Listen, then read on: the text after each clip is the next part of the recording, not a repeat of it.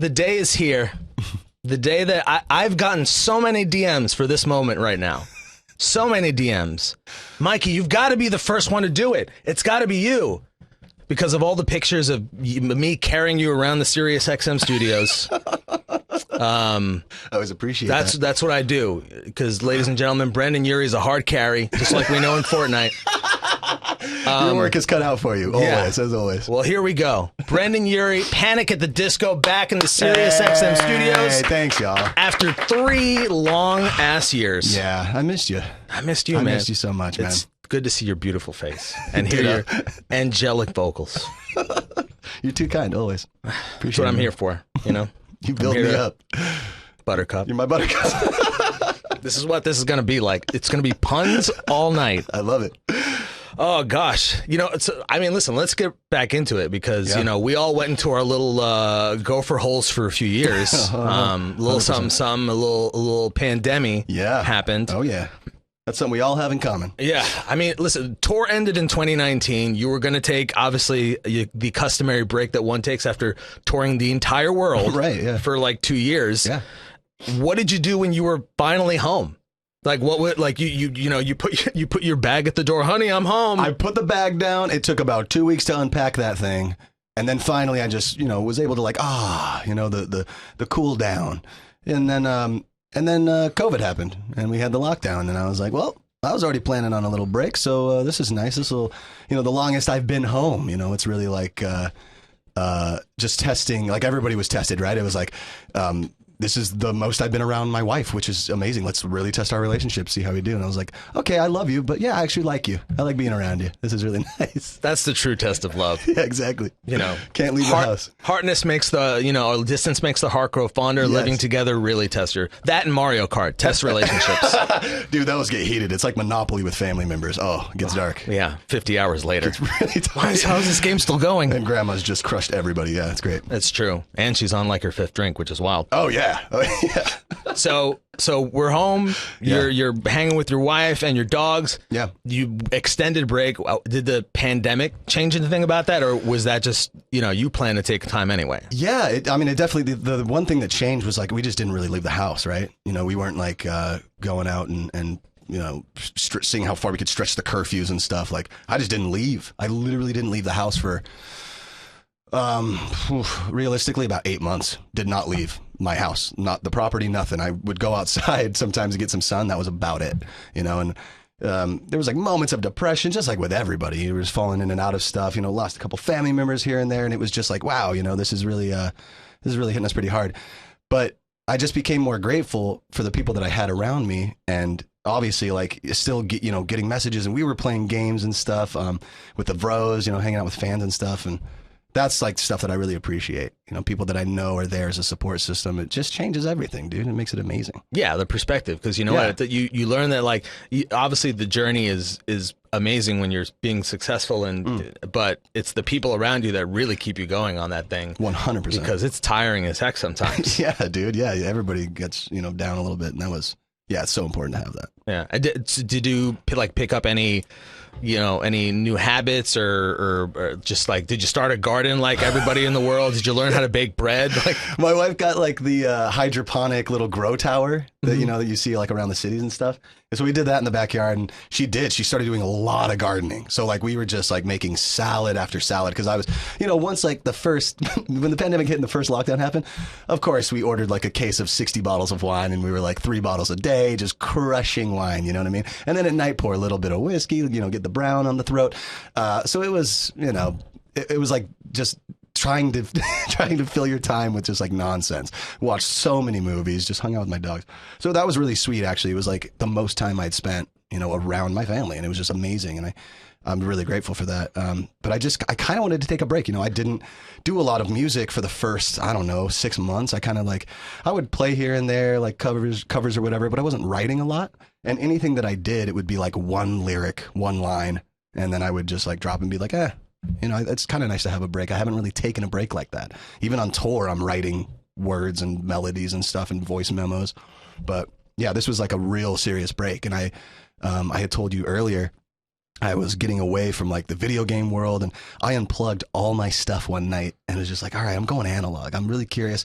My buddy Jake had gotten a tape machine, and then we started like, he was like, come over and let's just work on the tape machine. I was like kind of nervous. I was like, oh, if you mess up, it's on there. Like it keeps you honest. And I was kind of freaked out about that. But then that just like built my confidence a little more. I was like, oh, this is fun, dude.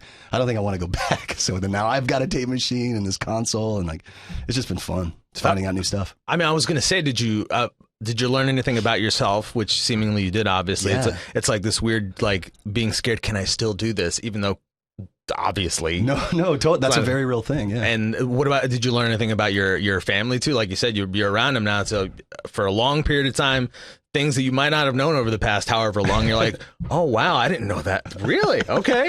Yeah. That's cool. Yeah. It's like, because I hadn't had that much time to be around family, or like, even just being around my wife. It was just really nice, like being around my dogs. It's the most I'd been home, so they were, just extra lovey and stuff. And I think I realized I grew a new appreciation for what I had. Like I had maybe overlooked certain points where I was like, oh yeah, I just take it for granted. Like, oh yeah, but I'm going to go do this other thing. And then I'll come back and like, right, I get to come back and it's always going to be here. But then like when all that stuff is kind of floating in the air, like, I don't know how this is going to land. Everything is kind of discombobulated right now. How is this going to happen for everybody?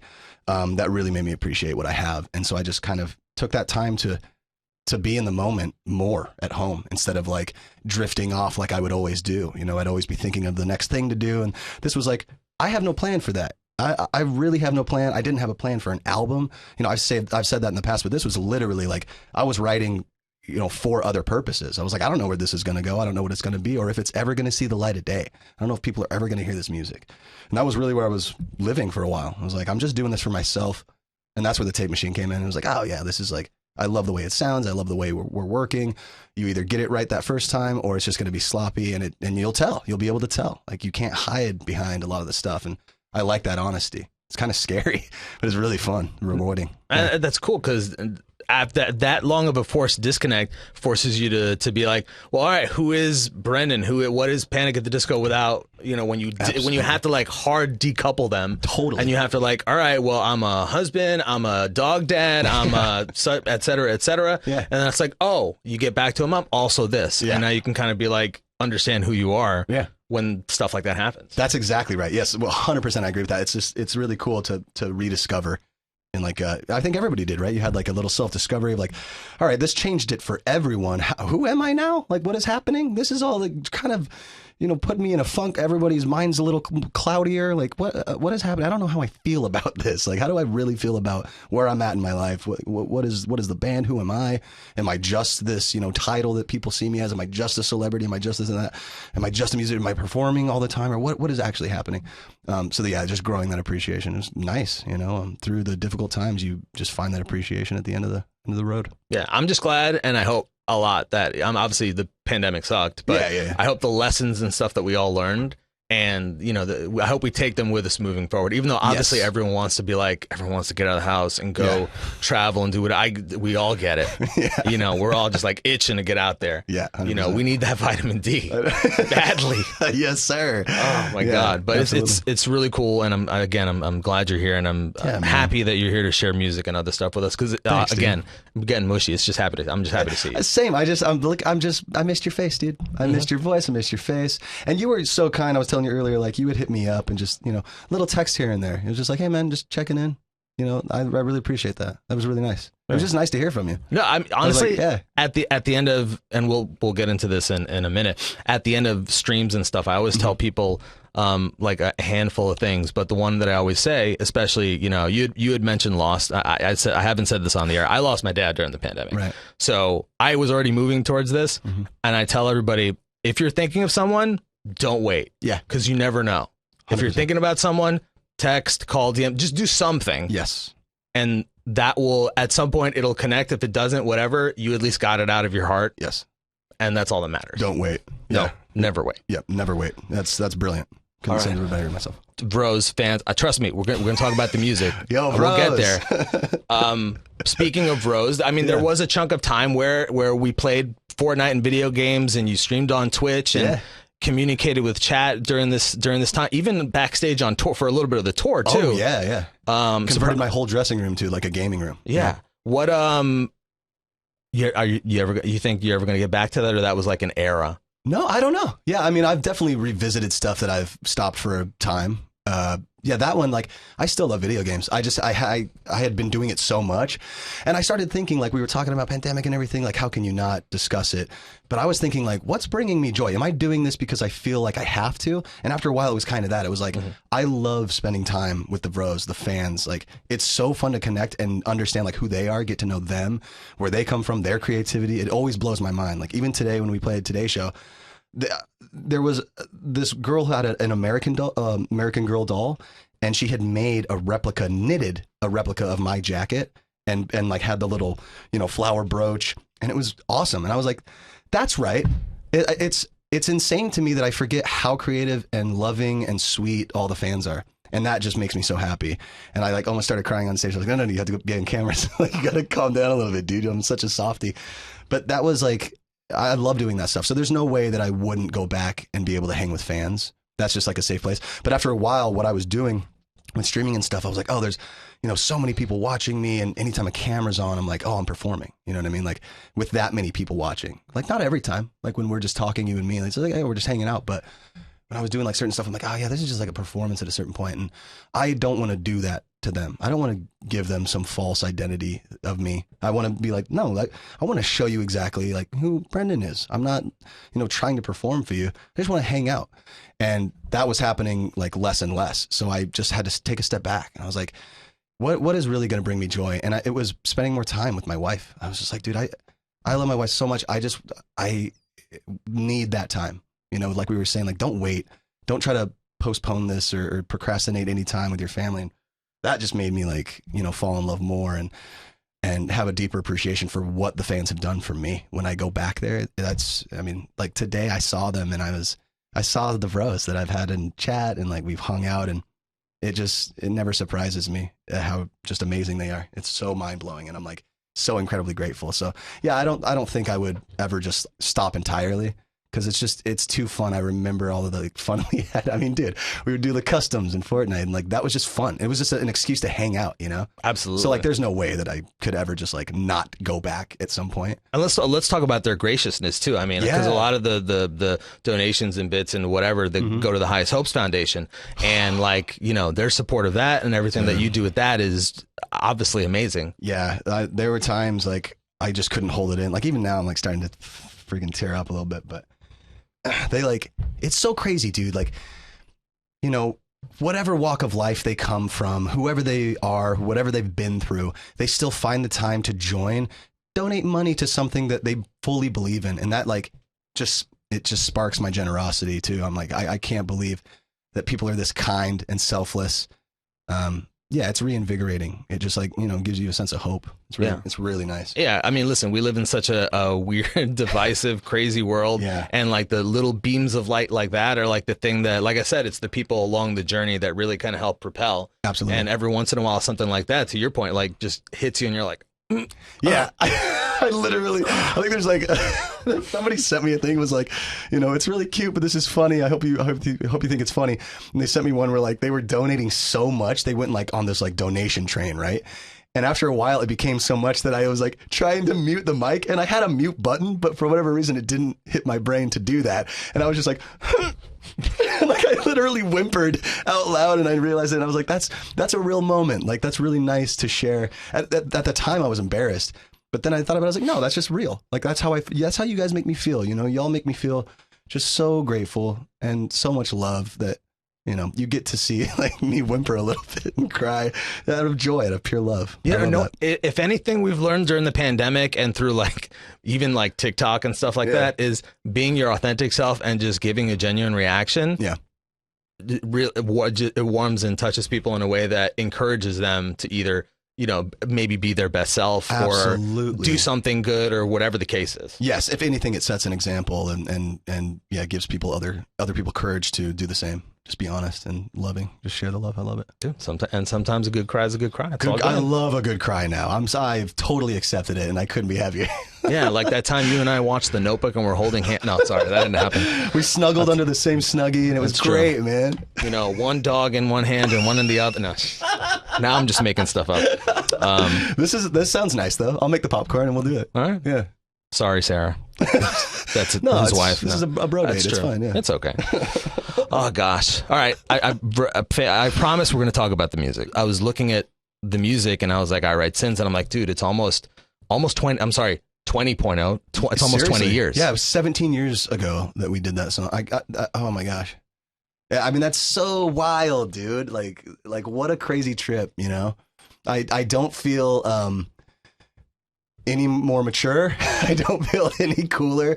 But I do feel I remember everything about making that first album, and it brought us so much joy. It was so stressful, but I really don't even like feel the stress when I think back to that stuff. It was just like how much fun we had, how scared we were, and that was like exciting because everything was new, right? It was like, and trying to recreate that is like everything, right? I want every moment to feel new too, which is really great. I mean, the thing that I was thinking is that, you know, if you go through, like, if you're a nerd, like, if I go through the metrics and stuff, obviously, I Write Sins, one of the biggest songs, you know, your first, you want to call it single, like a technical term, even though we played The Only Difference first. I know, dude, that was insane. You're playing like 4 different songs and we chose Sins. That was great.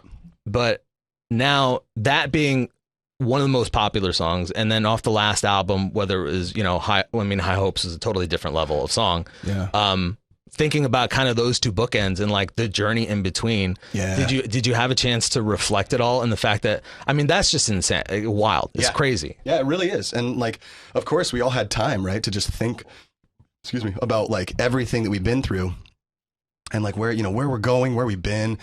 It was a huge reflection period, and I just remember every instance, every album. I remember like doing the first one. I remember what we did in the second one, and all the way through to now number 7.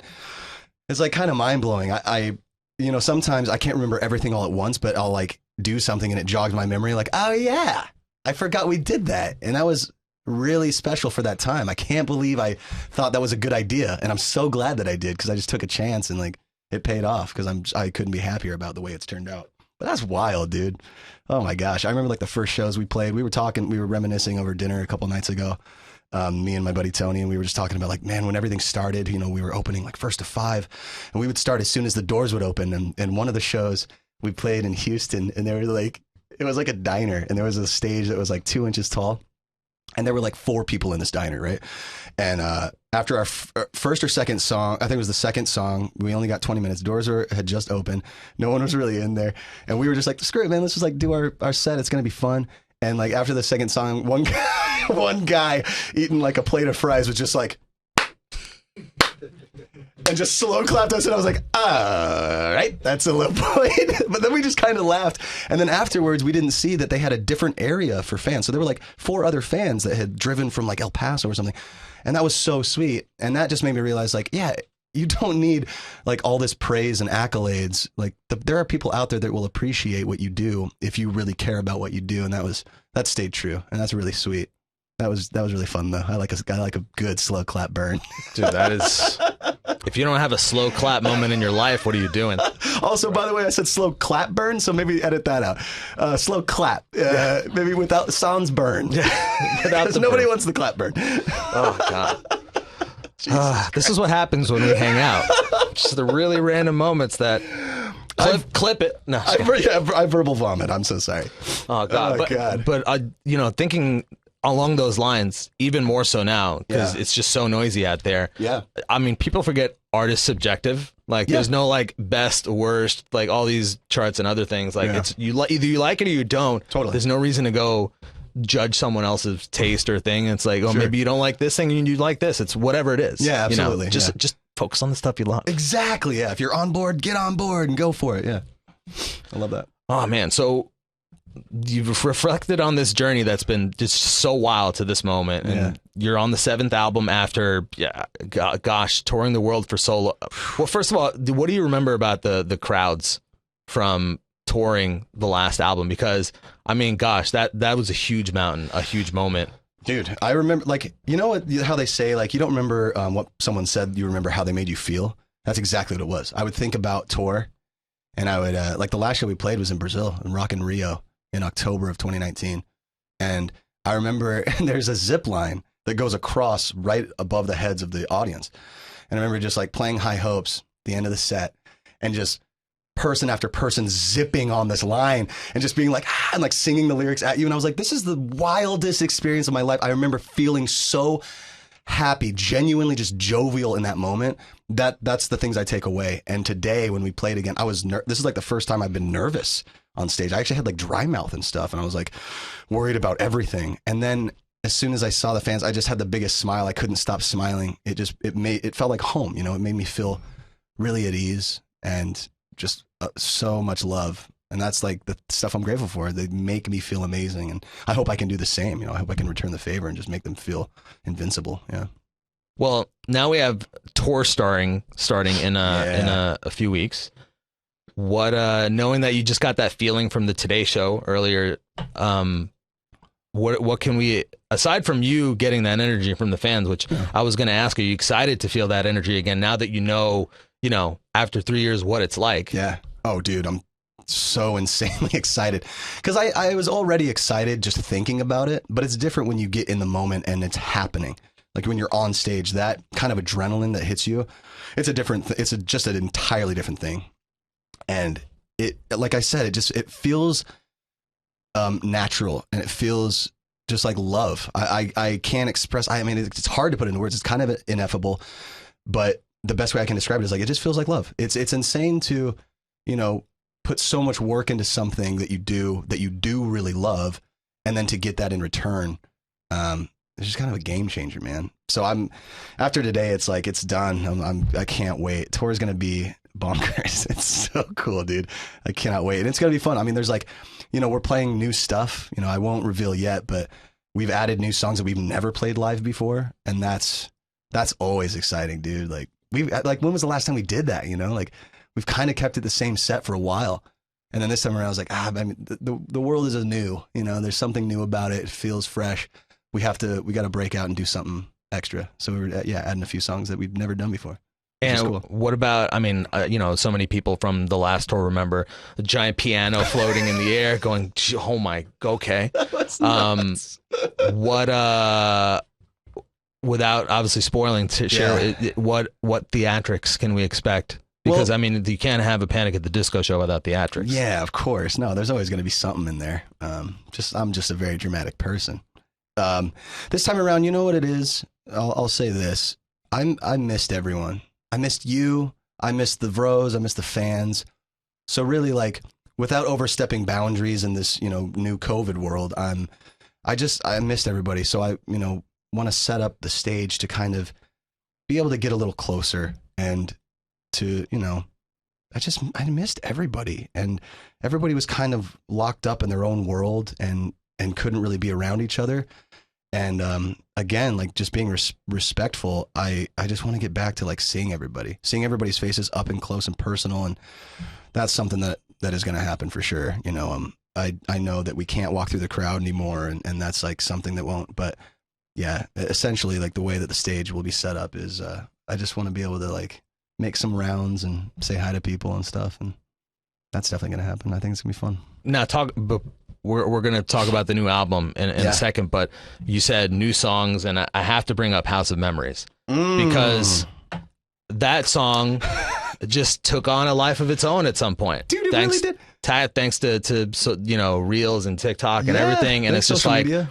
Okay, where I like, at what point does somebody tap you on the shoulder? I'm like, hey, this is a thing. Maybe you know. Yeah, that's always an option. I mean, I don't know what we're at liberty to say, but I would say it's probably a safe bet that might be on the bill. I mean, that song, it's so wild because, you know, when I hear that song, I instantly go like, oh yeah, this is Death of a Bachelor, because I was doing this crooning thing, you know, and I instantly go back to where I was, like me and my buddy Jake Sinclair, Jakey boy, just writing it on my piano and just sitting there and just being like, oh yeah, our friend gave us some words, let's figure this out. And it like kind of sneezed out. And those are my favorite songs. The ones you don't have to work so hard for. It's like, oh yeah. And now to see it have a resurgence is really wild.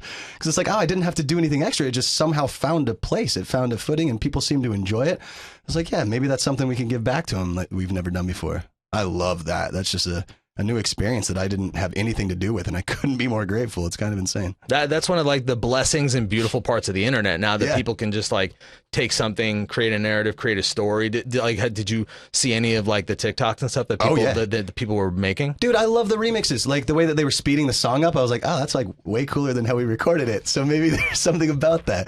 Like we should definitely do a remix of some of that stuff. Yeah, I love what they were doing with it. Like seeing some of the content, I was like, oh my gosh. People are so creative, right? Oh my gosh. It's kind of mind blowing. Like dances they'll do or drawings they'll make. And they've done like stop motion stuff. I'm like, what the crap? Yeah, it's kind of mind blowing. Really, really cool. Viva Las Vengeance. Mm-hmm. Not gonna lie, I'm obsessed with Light Out so much. Yeah. Like that guitar riff hits, and I'm just like, I told you while we were walking in, Yeah. I just want to get in a car and drive to nowhere. And just like aim like it's a movie where you like just like stare out the window longingly. I don't know what I'm longing for, So but cinematic. I'm longing for it. Mikey, so cinematic. I love it. Yeah. Let's film that. Can we get you in like 1,000 frames a second in black and white and just like cruising through the desert? You know what I mean? Yeah. Then all of a sudden Peely pops in my head from Fortnite, and that's actually what I'm thinking. The dumbest Is he thing. playing the solo on the top of the car? Yeah. Exactly. Peely. Oh, Actually, that's a whole separate thing. Everyone's like Brendon Urie Fortnite skin or whatever. I'm like, eh. Oh yeah, we talked about that. Somebody actually made a couple designs of that. I was like, well, there it is. I don't have to do any work. They did the work for me. That's pretty nice. All right. Don't want to totally derail it because the fans want to know about the new album. Sure. You had said, you gutted the studio, went analog. Mm-hmm. When did it, when was the moment where it felt okay to actually in your head go, okay, I can make new music now. I'm ready, or my body's ready, my mind's ready, my heart's ready. It was my friends. I've done the last like 5 albums with my friend Jake Sinclair, who's incredible. He's just, we get along so well. He's like a brother essentially. And our rapport is just so good, and we feed off each other, and it's just the best time. Our main goal is to have fun. So this time around, what saved me was like, basically he set up a warehouse. So he got this warehouse over by where I lived, and he was like, come by. I'm trying to build this thing out. I'm going to keep all the gear in here, but the plan is to build a moat so we can skateboard while we're working. And I was like, dude, I'm so in. Say less, bro. Like this is such a good idea, because we'll just skate like once in a while. Like I'll go to his house. He's got a mini ramp, so we're just like skating all the time. And then essentially it became like, all right, I'm not going anywhere unless I can bring my board and we can skate. Like that's all we want to do. So then it became, the whole thing was like, while we're writing, I had nothing planned. Sometimes I would have like voice memos and stuff. Like everything started. Oh yeah, actually, that is true. Everything did start from a voice memo that I had, or like a demo that I had made. So I would bring in ideas, and you'd be like, all right, let's finish this pig. And so we would just like skate the moat, and it actually does help like creativity flow. So I was really like, yeah, I mean, that seems to change everything. Like when I'm on the phone, I'm such a nervous Nelly that like I walk around my house when I'm on the phone. I can't help it. And then I realize like I'm upstairs at some point walking patterns. I'm like, how did I end up here? Like getting off like a 35-minute business call or something. So that's kind of what it became. It's like my nervous energy needs to go someplace. So we just started skating. And then Jake introduced me to my now really good friend, Mike Viola, who's insane, and I've been a fan of his since, God, what was I, 9 years old when I saw That Thing You Do? And I heard that voice, and I was like, oh man, like this guy has the most sandpaper I've ever heard on a voice. Like, you think of like Rod Stewart or Bryan Adams. It's like, no, dude. Mike Viola is just like, oh yeah. It's like the coolest tone ever without blowing out. I was like, oh, I love this dude. And he's also the sweetest guy ever. And I was nervous meeting him for the first time.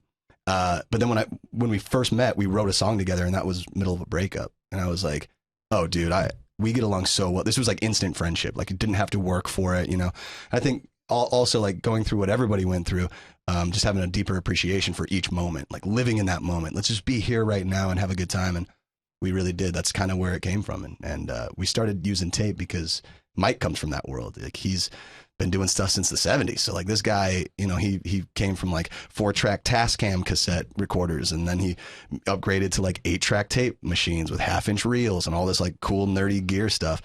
And I just saw him working at his place that he calls Bare Bones, his studio at his house. And I was like, man, this is so fun. It just feels more fun. Like we're not overthinking stuff.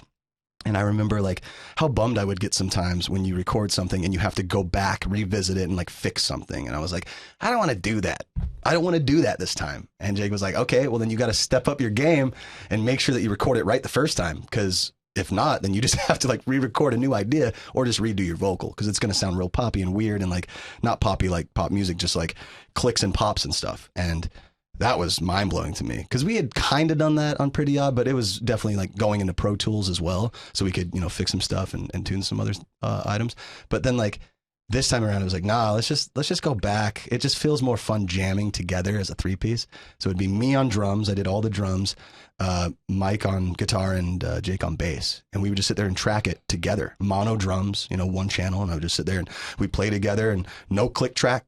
We're just kind of ebbing and flowing, whatever feels natural. There's a lot of retardandos and all kinds of stuff like that. Like all the music nerds will know, like, wow, that's really fun. You know, it's like someone composing. We're like composing each other. We were essentially we're producing each other. I would have an idea, be like, oh, Mike, try this. And he'd be like, oh, hey, what about this drum fill? And I'm like, oh yeah, absolutely. So it was just us like freaking out about how much fun we were having. And I definitely think that comes across on the album. It's insane. Oh gosh. So then in the lineage of everything, like this album, not that you didn't have fun doing the others, but this just seems like a totally different level of fun to you. Absolutely. You know, every record's been fun, but this was like, how do we reinvent it? Like I was saying, like I want everything to feel new again, you know, and this was a new approach. It was like, well, how do we keep this momentum up? Like how do we go back to like everything we've done so far is fun. Let's chase that. Like what's going to be the most fun? What's going to be the real good time for us to have? And it was just an excuse to hang out after a while. Because again, I didn't have a plan for an album. I didn't have any plans for like, or a vision of anything. It was like, let's write something. What does that lyric mean? I don't know. It sounds good. You know, like that's really what it was. There was no like agenda. After a while, after like the 5th song that we had written, I was like, okay, this is starting to go somewhere. There's definitely a sound. Then my idea was I wanted to write a rock opera. So then I kind of really started chasing that. And after a while, I was like, all right, this is becoming a little much. Let's you know, scale it back a bit and look at it objectively. Like what is this really saying? Oh yeah, we're not having fun right now. So let's have fun again. What's that going to be? Whatever sounds good, whatever feels nice. And that's how it was made. So insanely fun. Yeah. The after seeing the music videos, and listening to the songs, I mean, I think it's pretty obvious the rock opera part, because in your head you're like, you know, late 60s, 70s, 80s rock is such a mix of like, you know, The Who and Pinball Wizard and Meatloaf and Queen, and you know, I even heard like little Billy Joel. If you don't know who any of these people are, go to, you know, the 70s and 80s channels on Sirius and you'll figure it out. Yes, please go. You know, a lot of like random like little bits and pieces that I heard. So, but to your point, maybe the not fun part, but figuring out the narrative and then watching the videos. Is there a story here? Like there's got to be, right? There's got to be something. I mean, there's a through line. Like there's reoccurring characters, because certain words were fun to sing, like Gloria, Euphoria. It's in like Sad Clown. It's like, you know, Gloria. We do like all these high, you know, Queen stacked harmonies, and then it's like Papa Pill to feel Euphoria. Like all crazy stuff. So that was just fun. And we were like, okay, let's keep that for a little bit. If we want to go back and change it, we're just going to have to re-record it, because obviously it's tape. So I'll have to do that. But then it was like, you know, these characters started coming up, like Maggie and Gloria and Gilly and like all these things, you know. And I remember like, I was like, Gilly, I love that name. And I was like, where is that from? Oh yeah, it's Ziggy Stardust, dude. And he mentions that. He's like, with Weird and Gilly. Like, does that whole thing? I was like, oh, that's the best. So it was like that. It was like you're saying, you know, Meatloaf and The Who and David Bowie and Queen and Thin Lizzy and like, you know, Beatles, Beach Boys, all this stuff. It was like getting back to the roots, you know, stuff that I grew up listening to and getting closer sonically to that stuff. Because that's stuff that like makes me feel happy, makes me feel joy. And that's like the huge goal. Is like, we just want to have fun and feel good. This is amazing. Yeah, and listen, let's be honest. I mean, we've always talked. You've been on Broadway. You did Kinky Boots, and we've always said like, I feel like Panic at the Disco could do a rock opera, a Broadway show, and then listen to this, and you're like Rocky Horror. Oh yeah. I'm like, why not? Of course, that's an influence, dude. Come on. Oh yeah. You know, and hopefully the fans take these little nuggets and then go visit other stuff and see everything that's going on, because it's super nuanced. Yeah, dude, I appreciate that. I hope that it does open up some ears to a new world of music, maybe that they didn't try before, you know. And that's the stuff that I do listen to like every day. I mean, that's just in, you know, it's always in the categories on my list that I'm listening to, and I'm listening to, you know, obviously the oldies on Sirius and stuff. Like those are my favorite kinds of things. you know what it is probably? It makes me feel like young again. Am I at that age now? I'm 35. Now I'm starting to get nostalgic a little bit. And I'm like, all right, this is like how it is now. And I couldn't be happier. It's kind of amazing. I mean, I just love the fact that instrumentation and other stuff is really seeping back into it. Not that there's anything wrong with like drum machines and stuff. Totally cool. No. I mean, you love those. You use them, yeah. Yeah, if you're starting out in your career and you're using that stuff, like, more power to you. Like, Absolutely. go for it. Absolutely. But it had been a while since I'd gone back and done something like this, you know? And you know what I was doing a lot too? My buddy Jake, you know, bless his heart, he's such a sweet dude, Jake Sinclair. He bought me a guitar, this like old guitar from like 1951 or something. He was like, yeah, I've had this thing for a while. It's yours now. And I like cried. I was like, this is my favorite guitar that I always play when I come to your studio. So, you know, like it's the best gift you could have given me. And I played that every single day. And I got a little better at it. So I was like writing things in a new way that I'd never done before. I'm mostly like writing on piano in the past, right? Or like building a beat in Logic or something. And this time it was like guitar centric, because that's what I was going back to, all the stuff I grew up listening to. It was like all guitar. I mean, stuff from like even CCR that my dad would play, and like learning all these new tricks on acoustic. And I was like, I guess, that would be a fun version to do. And that's it. I just fell back in love with the guitar. And then, you know, Mike Viola is just a phenomenal guitar player. He does these things. We have the same love of like, music nerds will know, like the chord progression, which is like, you know, you do a 1 major, and then a 6 minor, and then a 4 major, and a 4 minor. So like when you do a 4 minor, it's technically an accidental, but it totally works in the key. And it's like it's like, you know, when Nigel Tufnell says, this one's called Lick My Love Pump, and it's in D minor, which is the saddest of all keys, right? And so like, that was what it was. It was like, that is the saddest chord progression, and I use that all the time, and so does Mike Viola. And I was like, dude, we're kindred spirits, man. It was love at first chord. It was love at first chord. Absolutely, dude. That's so cool. Yeah, it was a fun time. Gosh. And by the way, like, at a side note, just talking about just go watch That Thing You Do. Yes. Like, if you haven't seen that movie, some of the stuff Brendon's talking about, like, you'll see in their like studio work and starting a band and recording things separately and just being scrappy. We quote that all the time. Like, anytime I don't want to do something in the studio, I go, I quit. I quit, Mr. White. Like, we do that all the time. We're quoting that thing like right and left, all, you know, front and center, and all over the place. That had such an influence on us. And then, you know, Mike asked me and Jake, like, will you guys like record this for me for Adam Schlesinger tribute? And I was like, absolutely, dude. Fans of both of you guys, of course we would do that. That was a dream come true. I was so nervous. He was like, I want you to play drums and sing harmonies. I was like, at the same time? Like, that's kind of crazy. Absolutely, let's do it.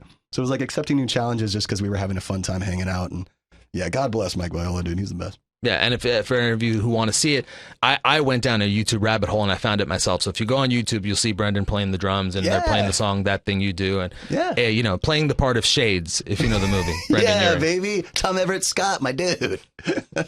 All right, gosh, we've covered so much. We're gonna get to some other questions that I personally had. Yeah, the deep, hard hitting ones. Yeah. You know.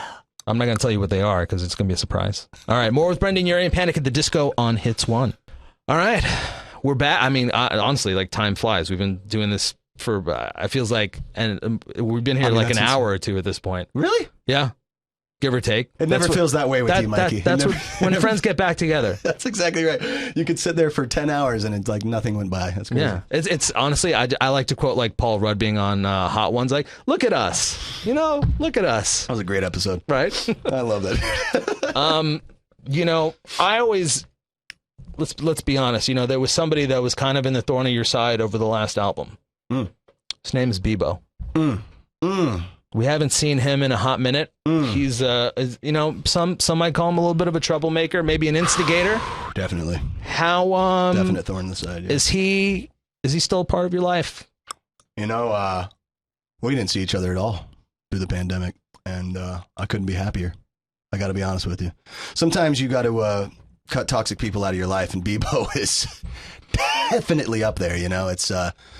I think he's somewhere locked away in a storage in like Jersey or something. So, that's what he deserves, you know? Wow. You send him to Jersey? That's, no rough. Disrespect, Jersey. It's rough. Yeah. In a storage spot. It's in a swamp somewhere. Like The Sopranos.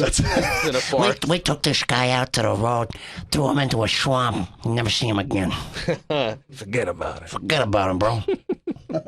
Oh, man. Gosh. Maybe he'll resurface one day. I have no idea. I haven't talked to him. I'm surprised he doesn't have like a TikTok or something. I feel like somehow that guy All of a sudden, Bebo's an influencer and a content creator, and I'm like, what the hell is this guy doing? You know what? He's probably planning something.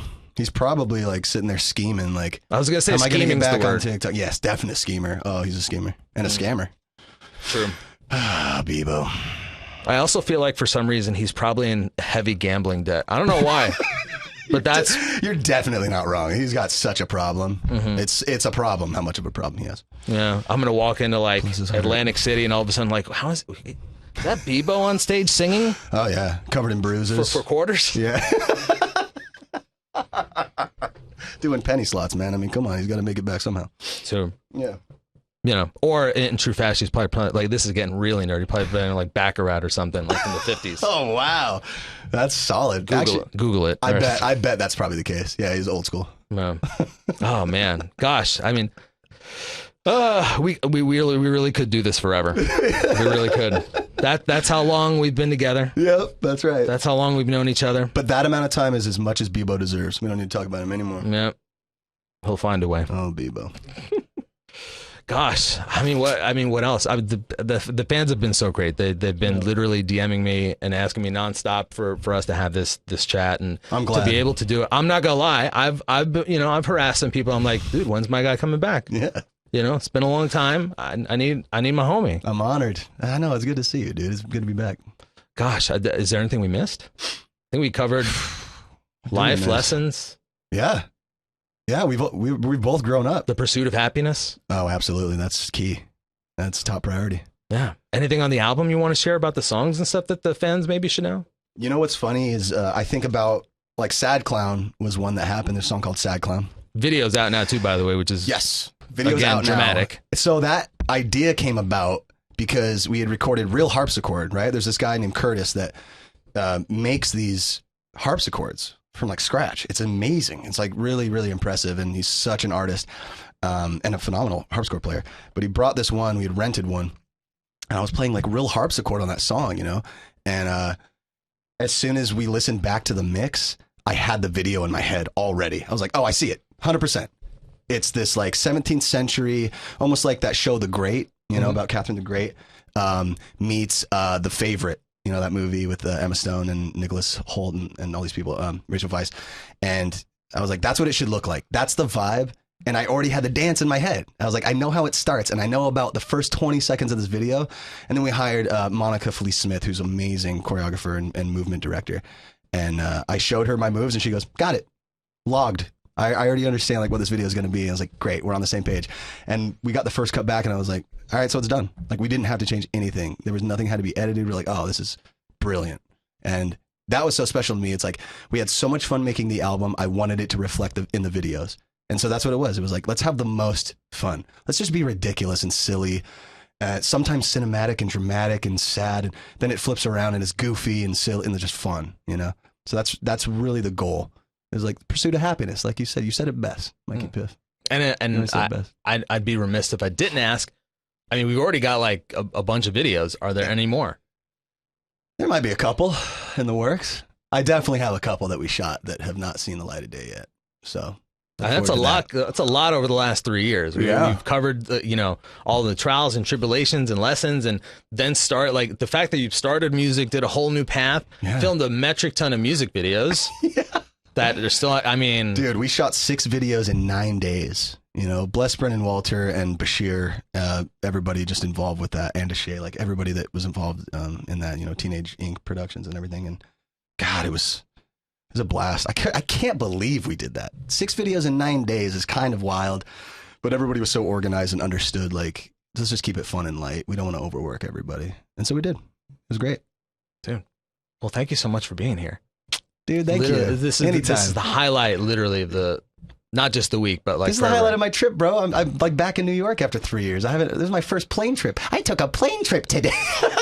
I'm so proud of you, Sonny. I took a flight and I made it to see my buddy Piff. Well, before we wrap up, I know you said it a few times during our hang, but is there anything that the mic is yours that you want to say to the fans after stepping away and doing your thing after so long? Now that we have you back, they're going to see you on tour. What do you want to tell them? I do have something I want to say. I want to say, I love you. I appreciate you. Thank you for existing. And as always, remember how dope you are. Appreciate you. Couldn't have said it better myself. All right, everybody. Brendon Urie, Panic at the Disco. Dude. We are back. And by the way, I got to say, before we finish, your chance to win an entire row of tickets to the Viva Las Vengeance tour. Let's go. Go to SiriusXM.com/Panic at the Disco right now before don't procrastinate, okay? Like we've been saying. Don't wait. Right, just go right now and enter. You and can you imagine like you and 9 friends going to roll to see Brendon? Dude. You'd be the coolest person in school. What a blast. You know, you rent a limo or something. What an energy. Oh, dress up. Yeah, absolutely dress up. Tuxes, gowns. Oh, is that what we're corsages? A little cosplay to the show? Let's go. I love that idea. That's great. There you go. The idea is planted. Brendon Urie, Panic at the Disco, everyone. Glad to have you back. You're a beautiful human. I love you, Mikey. Thank you. It's like I'm looking in the mirror right now.